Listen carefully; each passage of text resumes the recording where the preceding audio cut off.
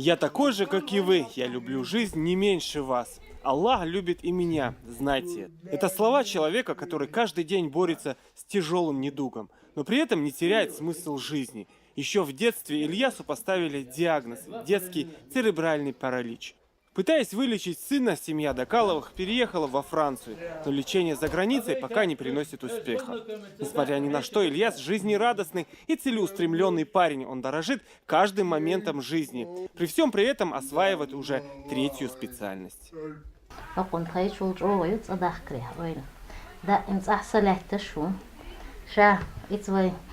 Президент икач иша санчер школилер эйдер шабош да имнени yola шуха сон финансирование кудидер эйдли идаться такилч шин и финансировать ну это иштар одаса карур варити шин бош иша сан бейш деш метнаш амур барцарк бош.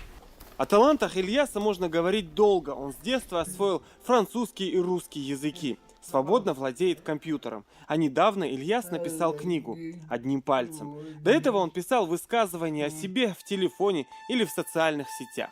То, что я на коляске, это не значит, что я не умею думать, любить, радоваться или осчастливить человека. Инвалид – это не значит, что человек не такой, как все, и он не сможет нормально жить.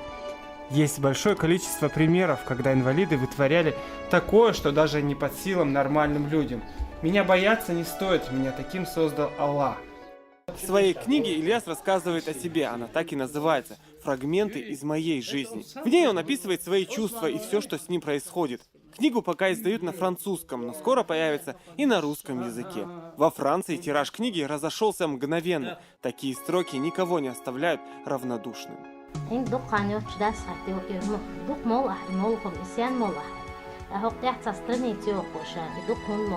يازن أقيازن دفت يا توقع يوا شاهر مولبو قبل يميسي مول شابو يخرشا مولبو تبي الخ مول شابو وين شنيسير حنق مول شابو شي لزر غدر حنق مول شابو هاللزر ديس دق مول شابو ندقكم شدقو شا إسيان مول أليازن شا دقيت شا ملر يازن إيش تفت شي لزمش фрагменты моей жизни أليازن.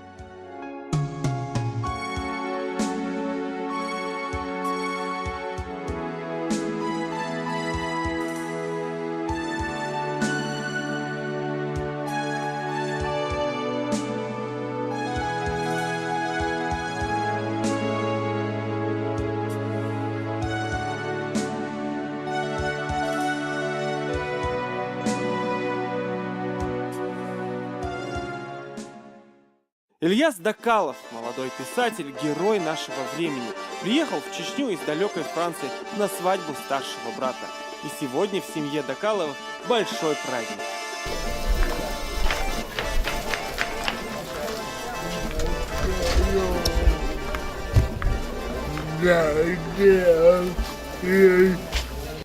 Впрочем, создание своей семьи в ближайшее время также входит в планы молодого писателя. Но это пока держится в строжайшем секрете. Самое большое желание Ильяса вернуться на родину и найти работу. О таких людях можно говорить бесконечно, поражаться их борьбе с трудностями. Самое главное – верить во Всевышнего и в себя. Залог успеха для любого человека, считает Ильяс. В своей первой книге молодой писатель советует людям ценить каждый момент жизни.